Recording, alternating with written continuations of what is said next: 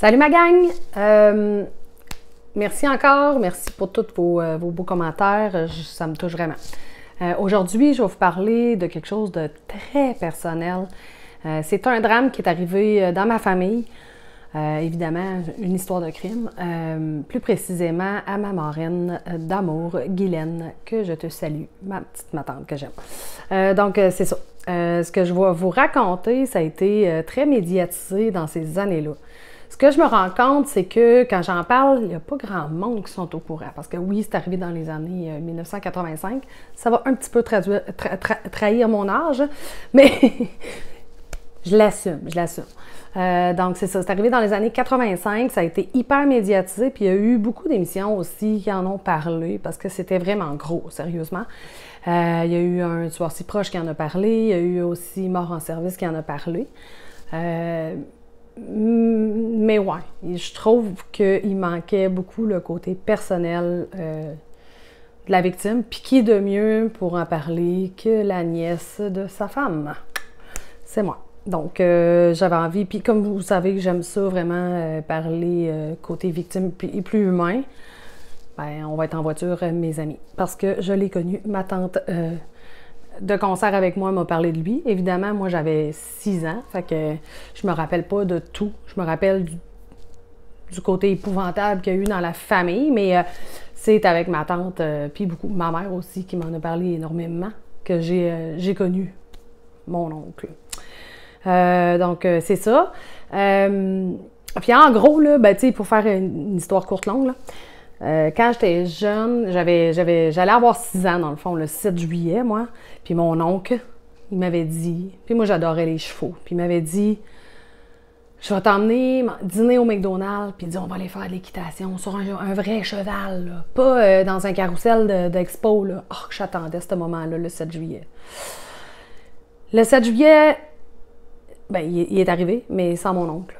Donc, j'ai jamais pu aller faire de cheval avec mon oncle. Puis dans ma petite tête d'enfant de 6 ans, oh, que j'y étais choquée après lui. J'y en voulais tellement.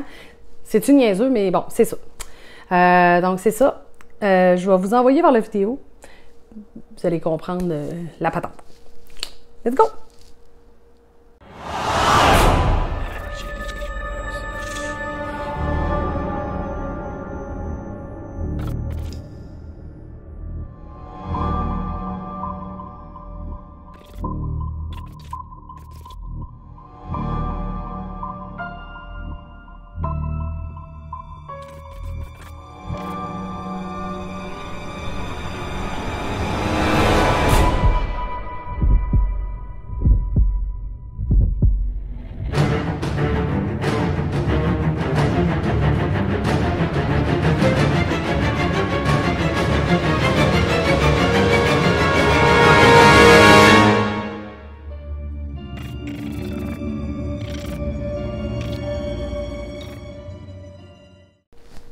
Donc, je vais vous parler de mon oncle Yves Têtu.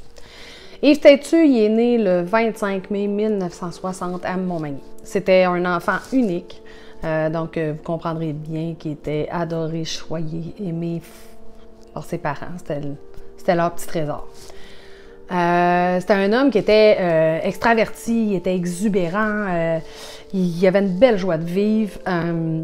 Puis c'est un homme qui était entouré d'amis tellement, tu sais, tout le monde l'aimait. C'était un homme super facile à vivre et tout. Et la famille prenait une place très importante dans sa vie. Les enfants, il adorait les enfants, puis les enfants, ils étaient très attirés vers lui. À part moi, la première fois, je l'ai vu. Moi, la première fois, je l'ai vu, je l'aimais pas parce qu'il n'y avait pas de moustache. Ça prenait la moustache dans ce temps-là, hein, des années 83, là, la moustache est importante. Bon. Mais après ça, je l'aimais beaucoup, là. C'était une blague en bas. C'est un homme là, qui il était fait pour être policier. Il détestait l'injustice, les magouilles et puis tout ce qui venait avec.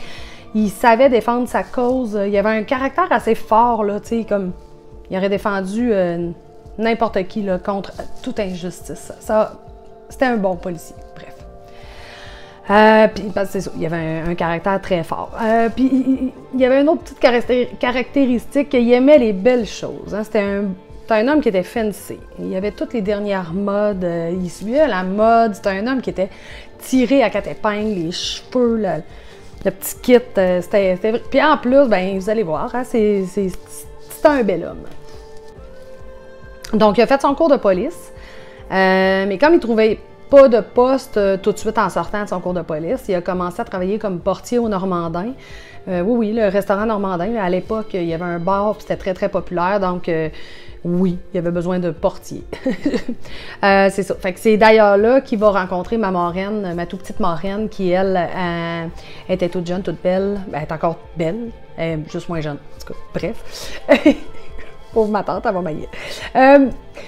C'est ça. Donc, c'est là qu'il a rencontré ma tante. Elle était infirmière à l'hôpital Robert-Giffard. Mais là, à un moment donné, un gars Stan, fait qu'il s'est dit, je vais rentrer dans la police militaire. Fait qu'il a parti à Gagetown pour aller faire son cours d'officier au sein de l'armée. Puis c'est à partir de ce moment-là, là, dans les années à peu près 83, qu'il a commencé à sortir avec ma tante quand il était à Gagetown. Pendant qu'il était à Gagetown, il y a eu l'appel de la police de Montmagny pour commencer à faire son rêve, dans le fond, là, à devenir une belle police. Fait qu'il a ramené ses affaires à Québec pour aller travailler comme policier à Montmagny, mais entre-temps, il s'est fait appeler pour passer une entrevue à Montréal et à Québec, pour la police de Montréal ou de Québec. Il a été engagé finalement par la police de Québec. Fait qu'il a commencé à travailler là, super content, super heureux. Puis il a travaillé 1 an avant d'épouser ma marraine le 8 juin 1985. Par contre, leur bonheur sera de courte durée parce que mon oncle va s'éteindre le 3 juillet 1985. Ce qui est le pire dans l'histoire, c'est qu'il va être tué par un de ses confrères policiers. Donc, le policier que je vous parle s'appelle Serge Lefebvre. Il était policier pour la police de Sainte-Foy. Il avait été considéré quelques années avant comme un héros lors d'une prise d'otage. Dans le fond, je vais vous expliquer un petit peu le contexte. Là. Il y a eu un monsieur, un bandit, un individu, qui a rentré dans une banque déguisé en mascotte de nounours en laissant sa blonde dans l'auto. Je ne serai pas long, je reviens avec le gun. En rentrant dans la banque, paf, paf, tire 2 coups au plafond, pogne la caissière en otage, puis demande d'avoir les sous. Mais pendant ce temps-là, c'est sûr que l'alarme a été sonnée. L'agent de sécurité aussi avait appelé la police. Serge Lefebvre a été comme le premier à arriver sur les lieux. Puis lui, ça n'a pas été long. Là. Il n'a même pas checké son angle de tir à rien. Il a dégainé, il a tiré sur le nounours, dans le fond, l'espèce de voleur de banque. Il a tiré dessus, mais il a frôlé la caissière. Il l'a tellement frôlé qu'elle y gueulait après, t'aurais pu me tuer, ça n'a aucun bon sens. Puis évidemment, là, c'était pas, mettons, brillant comme intervention parce qu'il aurait vraiment pu la tuer. Là. Puis il y a eu pour ça une médaille honorifique, mais la caissière en question n'était vraiment pas. Elle n'était pas d'accord avec ça. Là. Elle dit c'est rien de héros ce qu'il a fait là. Il a manqué de me tuer. Là. Les oreilles, il scillait puis tout. C'est ça. Ben, le nounours, lui, en tombant, il n'a pas pris de chance. Il s'est tiré une balle dans la tête, fait qu'il est mort sur place. Puis l'opinion de la caissière, il y a plusieurs de ses collègues qui la partageaient aussi. Ils disaient que Serge Lefebvre, il avait tout le temps l'arme sortie. Souvent dans les vestiaires de la police de Sainte-Foy, il faisait semblant de faire la roulette russe, puis il niaisait de même, puis ses collègues ils disaient souvent « Fais attention, tu vas finir qu'à faire un accident, fais attention ». Une autre anecdote qui est arrivée, c'est qu'à un moment donné, il est dans une course-poursuite en voiture avec un individu qui se sauvait. L'individu a cogné sa voiture banalisée de police, puis il a finalement arrêté. Là. Mais quand Serge Lefebvre a débarqué de l'auto, il était tellement fâché qu'il a tiré dans les pneus de la voiture. Il a tout pété ses pneus. Il a pogné le gars, sacré ça sur le haut du char. T'sais. La police de Sainte-Foy, à ce moment-là, il y avait d'autres chats à battre, de chiens à fouetter, de chats à battre, bref, de Serge Lefebvre, même s'il connaissait le problème. Il y avait tellement de schnout dans la police de Sainte-Foy à ce moment-là. Le chef de police, André Sainte-Marie, il y avait eu les enquêteurs sur le dos, les enquêteurs, journalistes et tout. La grosse patente, il avait été trouvé ivre sur son lieu de travail. Il avait même engagé un détective privé pour checker ses enquêteurs. Ben, bref, tout ça pour dire que la chenoute était pognée dans le poste de police, puis on va se le dire, Serge Lefebvre était pas tout seul, qui était tout croche, fait que, mettons que bref, c'est ça. Mais pour revenir à notre Serge Lefebvre, lui, là, il était comme, il se croyait invincible. Il montrait qu'il avait pas peur de la mort, qu'il avait un gros ego, que c'était le meilleur, puis il était toujours hot, parce qu'il y arrivait toujours en premier sur les lieux de cambriolage. Tu sais, des petits cambriolages un peu partout dans la ville de Sainte-Foy, c'était jamais des gros montants, mais c'est ça. Serge Lefebvre était tout le temps en premier. Il était super rapide. C'est fou. Hein? C'est si simple. Pourquoi il était rapide comme ça? C'est lui qui cambriolait les commerces. C'était facile, il était sergent. C'est lui qui dispatchait un peu sur les lieux, dans le fond, les lieux, les rues dans la ville. C'est bon, je suis là, toi va là, toi va là. Il était sergent de police. Donc, lui, ce qu'il faisait, c'est qu'il arrivait. Hein? Il défonçait, cling, cling, cling, il rentrait, la lampe sonnait. Puis il collait sur le CB. Je suis à 2 minutes de là, je m'en vais voir. Pendant ce temps-là, ben, il faisait la petite caisse. Hein? Mais il faisait pas juste ça. Il était fétichiste, notre beau Serge Lefebvre. Beau. Le moins fort. Il était fétichiste, donc il volait aussi des sous-vêtements féminins, des chaussures féminines, et puis il se branlait le piccolo direct sur les lieux du crime. Ouais, il s'adonnait à la masturbation dans les chaussures, et puis il les emmenait avec lui chez eux pour les sniffer, avec des petits montants. Jamais assez pour, dans le fond, pour augmenter son rythme de vie. Juste bien, pour finir bien les fins de mois, mais rien pour éveiller les soupçons. Mais un beau jour, il a fait une petite erreur. Il est arrivé pour défoncer le dépôt dentaire qui était situé sur le terrain, dans le fond, de la police de Québec. 2 semaines auparavant, c'était encore, dans le fond, relié à la centrale de Sainte-Foy. Donc, s'il avait fait son larcin 2 semaines avant, 2 agents de police s'en seraient sortis indemnes. Hein? Donc, c'est ça. Lui, il a défoncé le dépôt dentaire. Il a rentré là-dedans. Il avait son petit, comment on appelle ça, le micro, là, walkie-talkie, le CB, là, avec lui. Fait que dans le fond, dans ce temps-là, il entendait les ondes, puis il pouvait dire « Ah, c'est beau, je suis là ». Mais là, il n'entendait rien. Fait que, il a volé un petit peu de sous, comme d'habitude. Il a trouvé des chaussures, puis il s'est mis à sa besogne. Hein? Petite shot de masturbation dans le fond de l'entrepôt du dépôt dentaire. Et pendant ce temps-là, Jacques Giguère, un agent de policier de 43 ans, père de 4 enfants, et mon oncle Yves Têtu, qui lui avait 25 ans, fraîchement marié, avec toute sa vie devant lui. Eux autres sont arrivés sur les lieux du drame. Mais tu sais, comme 8 fois sur 10, même 9 fois sur 10, dans ces alarmes-là, il n'y a jamais rien. Ils font juste appeler le propriétaire ou il arrive, tout est défoncé, puis le voleur n'est plus là. Donc, Jacques Giguère, lui, il a rentré dans l'édifice.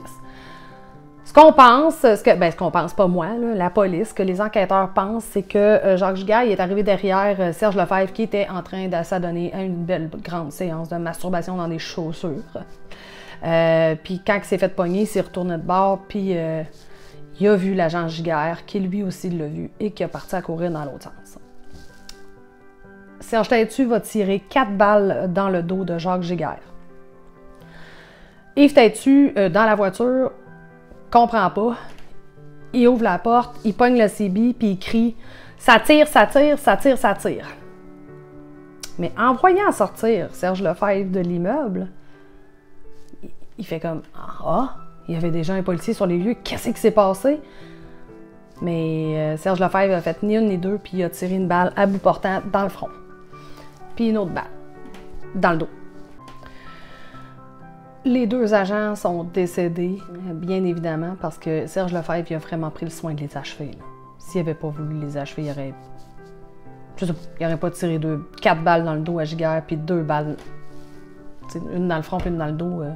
Tu veux l'achever, hein? C'est ça. Donc, Jacques Giguère, il avait 4 enfants, il avait 43 ans. La retraite s'en venait, il avait une belle carrière dans la police. Mon oncle Yves Têtu était marié depuis fraîchement 3 semaines. La vie devant lui. C'est là que la hache a tombé dans la vie de ma tante, dans la vie de notre famille aussi. Tu sais, ma tante, elle a reçu ses photos de mariage la même journée qu'elle a reçu les coupons de remerciement d'être venue à l'enterrement. C'est rough, là. Puis elle m'a souvent raconté aussi la journée qu'elle a vu... comment ils appellent ça? Pas le padré, l'espèce de prêtre de la police. Excusez, le nom m'échappe. Je vais sûrement le marquer quelque part en bas dans la vidéo. Quand ça a cogné à sa porte d'appartement, elle s'est dit rien. Ils n'ont rien de cute à m'annoncer aux autres. Là. Lefebvre qui est parti, que la police et les patrouilleurs sont arrivés sur place et les enquêteurs, en attendant ce que Yves avait dit au CB, ça tire, ça s'est tout rendu là. Puis c'est là qu'ils ont découvert les corps sans vie de Yves et de Jacques. Puis quand ils ont commencé à enquêter, ils ont réalisé tout de suite que les deux policiers n'avaient pas dégainé leurs armes, que Yves Têtu avait des traces de poudre autour de sa blessure dans le front. Tout de suite en partant, ils ont dit que c'était quelqu'un avec qui il était en confiance, donc probablement un autre agent de police. Puis ils ont aussi découvert les traces de pneus d'une voiture qui, les pneus correspondaient à une voiture banalisée de police. Donc tout de suite en partant là, commençait à avoir des pas pires doutes. Serge Lefebvre, lui, au petit matin, parce que c'est arrivé à 4h15 à peu près du matin, 4h15, 4h30 du matin, Serge Lefebvre s'est présenté sur la scène à aller demander à l'enquêteur « Mais qu'est-ce qui s'est passé là? » Puis l'enquêteur, il a dit « On a 2 agents qui se sont fait tirer. » Puis là, « Oh mon Dieu, ça a l'air qu'il était bien... pas vrai, oh non! » Fait qu'il est reparti de même. Il est reparti chez eux.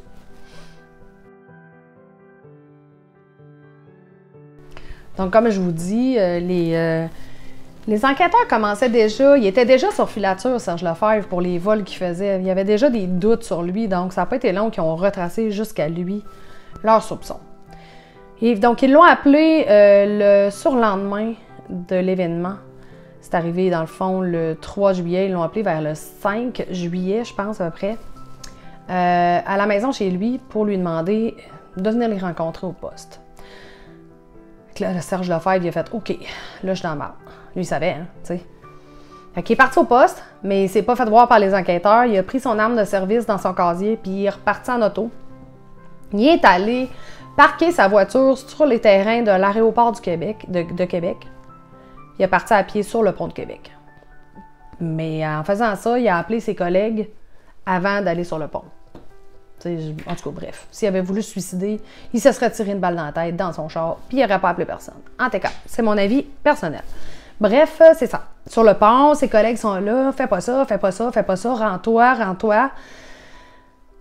Mais Serge Lefebvre, il s'est tiré dans l'estomac, pas en haut, là, pas dans le cœur, dans l'estomac, puis il a tombé sur le tablier du pont, puis son gun a tombé dans le fleuve.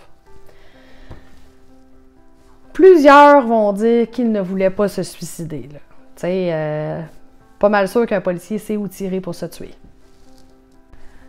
Donc, ils sont allés ramasser le bonhomme, mais il n'y avait plus d'armes. Puis ça prenait l'arme du crime pour la relier au crime. C'était bien important. Donc, les plongeurs de la Sûreté du Québec ont ratissé le fond du fleuve en dessous du pont de Québec pendant 2 semaines de temps. Puis en dessous du pont de Québec, là, il y a comme des fosses. C'est profond de 50 mètres. Il y a plein de sédiments. C'est vraiment, il aurait pu ne jamais le retrouver, là, le gun, mais ils ont travaillé fort, là, vraiment fort. Tellement qu'ils ont jeté de la même place un autre gun pour savoir la trajectoire environ. Bref, ils ont retrouvé l'arme au bout de 2 semaines. Méchante belle job, sérieusement. Mais tout ça s'est passé comme le 6 juillet. Puis le 6 juillet, c'était l'enterrement de Yves Têtu et Jacques Giguère. C'est dans les funérailles, dans le fond, dans le salon funéraire que les policiers se sont mis comme à chuchoter. Puis là, ma tante était comme... Hein? Puis c'est là que ça commençait à parler que ça pouvait être un autre policier. Ah, puis il faut que je vous dise, les funérailles, c'était des funérailles nationales. Ça avait été vraiment gros au Québec, là. Il y a eu 2000 policiers du Québec, Canada, États-Unis qui étaient venus faire c'est comme voyons, une haie d'honneur. Puis il y avait 10 000 habitants, là, citoyens de partout. Dans la chapelle, dans le Vieux-Québec, il y avait pu rentrer 800 personnes qui étaient proches. C'était big, là, c'était vraiment gros. Puis c'est ça, c'est là que ma tante a su que c'était un autre policier, un autre méga choc. Puis dans tout ce temps-là, une chose que je vous raconte aussi, c'est les journalistes. C'était vraiment quelque chose, là, on avait des gardes du corps, ben pas on, là, ma tante, dans le fond, elle allait retourner chez ma grand-mère. Puis devant la porte de la maison de ma grand-mère, il y avait des gardes du corps là, pour que les journalistes lâchent un peu. Ma tante, là, c'était l'enfer. Elle s'en allait, là, puis elle était entourée de journalistes. Là. Fait que moi, comme petite fille, tu sais, je me souviens d'avoir vu ma tante pleurer. C'est ce qui m'a fait de la peine le plus, tu sais, dans le fond. Là. Mon oncle, je ne l'ai pas réalisé. Comme je vous dis, j'étais choquée après. Là. Il m'a jamais emmené faire de l'équitation. Voyons, pourquoi il est mort, tu sais, mais... Quand j'ai vu ma tante pleurer, puis je l'ai vu aussi aux funérailles, puis ça, ma tante, je pense qu'on en a parlé longtemps, là, elle s'en allait avec le drapeau du Québec, puis la casquette de mon oncle, puis elle pleurait, puis quand elle est revenue avec ça à la maison après, ben ça a l'air que moi j'étais tout petite, j'avais 6 ans, là. Je venais d'avoir 6 ans, fait que tu sais, ça a l'air que je pognais le drapeau, puis j'imitais ma tante, tu sais, mais en tout cas, bref, moi c'est ça qui m'a marqué, la peine que ma tante elle a eue, ça a vraiment été l'horreur, vraiment l'horreur. Une petite anecdote drôle, qu'à chaque fois qu'on en parle, on rit épouvantable dans la famille, parce que vous savez que rire, c'est aussi un sentiment très normal, même en temps de deuil. Ma tante, parce que mon oncle a été exposé, les embaumeurs font une vraiment belle job, parce qu'il avait été quand même tiré dans le front, puis il n'y a rien qui paraissait. Puis, en lien avec mon histoire de la moustache de tout à l'heure, ma tante a dit à ma mère, parce qu'elle était super tout le temps collée après ma mère à ce moment-là, ma tante a dit « Mais voyons, France, ils ont coupé sa moustache! Ils ont coupé sa moustache! » Et que ma mère a dit « Guylaine, il n'y avait pas de moustache! » Je vous le compte, puis je ris encore, tu sais. Mais elle était tellement à l'envers, bouleversée, puis tout, que... Elle avait retenu la moustache. Il devait avoir une moustache. Voyons, non, il n'y a plus de moustache, tu sais. En tout cas, une petite anecdote, une petite parenthèse par rapport dans l'histoire, là, mais je trouvais ça très drôle là, à vous raconter. Donc, le procès de Serge Lefebvre va avoir lieu en avril 1986, comme quasiment un an plus tard. Puis lui, il va plaider non coupable. OK. Première journée, il y a quelques témoins qui passent. Deuxième journée, d'autres témoins qui passent. Au total, il y a 5 ou 6 témoins qui ont passé.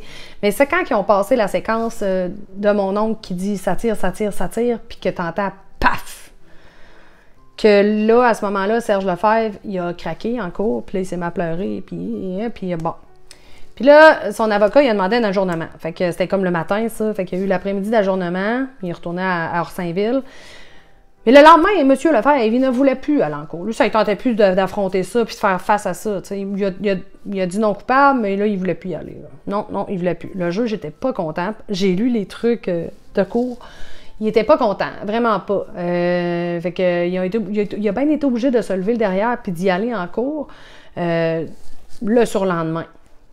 Mais en y arrivant là, lui, il a dit non, moi, je suis out, je déclare non coupable. Coupable. Non, ouais, coupable. Fait que là, ça a été fait. Ça a arrêté là. Fait que Serge Lefebvre a été condamné à 25 ans de réclusion sans possibilité de libération. Alors, retenez ça. 25 ans en prison sans possibilité de libération conditionnelle avant 25 ans. Par contre, notre monsieur Lefebvre, 15 ans après, c'était un détenu exemplaire. Il était tellement bon. Hein? Il écoutait les détenus, il les guidait. C'était un bon monsieur. Il avait une belle façon d'agir en prison. Fait qu'il a eu droit de demander sa libération conditionnelle. Libération conditionnelle qui s'est fait comme un deuxième procès. C'était comme une première ça au Québec. C'était encore hyper médiatisé. C'est arrivé en 2002. Puis c'était avec un jury. Il y avait 5 femmes, 3 hommes dans le jury. Donc, puis c'est Maître Jacques Larochelle, le célèbre avocat qui a défendu Serge Lefebvre en cours. Nous autres, du côté procureur, dans le fond, et côté famille, parce que ma tante est allée témoigner à ce procès-là. C'était René Verrette, le procureur. On le voit beaucoup, là, il est vraiment bon, il est fin, c'est un amour, cet homme-là. Donc, c'est ça. En gros, fait que le procès a commencé, ça a duré 12 jours. Je m'y suis présentée beaucoup. Moi, là, à ce moment-là, j'ai pu suivre encore plus les trucs. Bon, fait que là, il y avait des avocats, des psychologues qui disaient « Ouais, pas sûr ». Il y avait d'autres qui des contre-interrogeaient. Puis là, « Ah, bah oui, tata. Bref, ils l'ont fait voir comme un héros, encore une fois.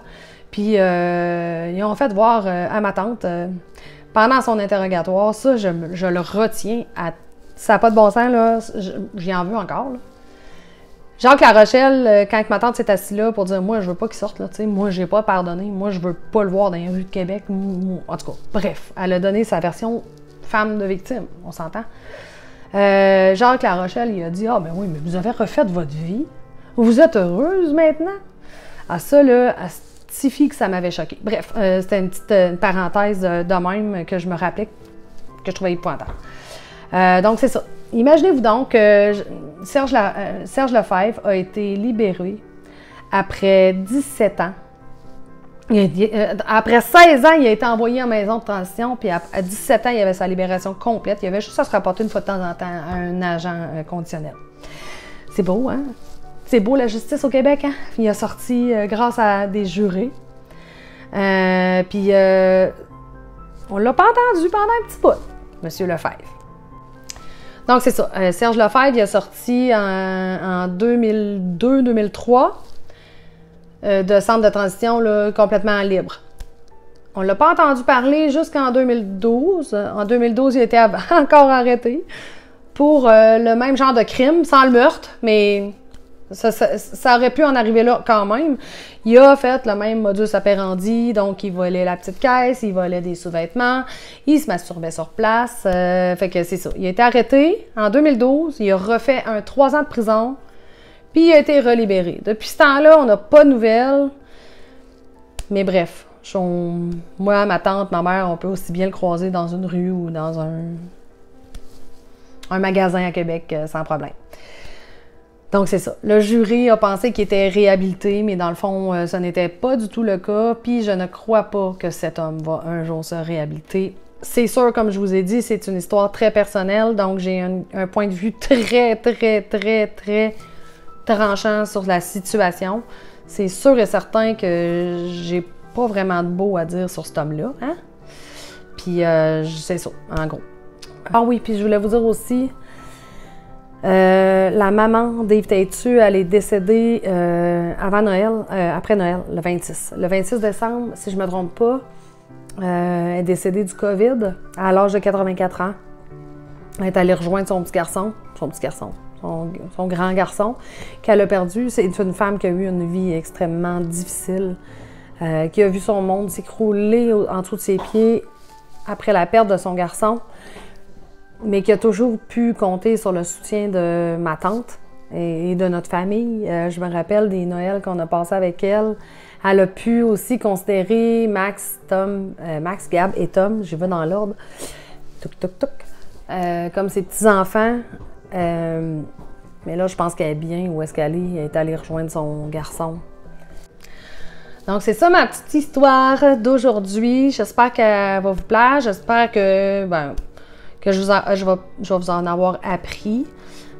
Puis au sujet de ma tante, merci beaucoup ma tante de m'avoir donné beaucoup d'infos sur le sujet, de m'avoir rappelé les dates et puis votre rencontre et tout, parce que moi j'étais pas là. Bref, j'étais trop petite.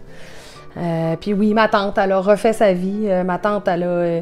mon fils, il disait l'autre jour, ouais, c'est triste, maman, mais il dit, dans le fond, il dit, on n'aurait pas connu mon oncle réel, puis il dit, on n'aurait pas connu mes cousins, il dit... On les aime fort, on est super proches, puis c'est drôle, hein? Son premier garçon, elle a eu son premier garçon le 3 juillet. Ça, c'est fucked up. La date de la mort de Yves Têtu.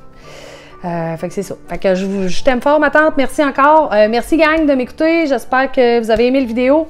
Likez et blablabla. Vous savez ce qu'il faut faire. Likez, abonnez-vous. Pit, pit, pit. Bang. À la prochaine. Bye.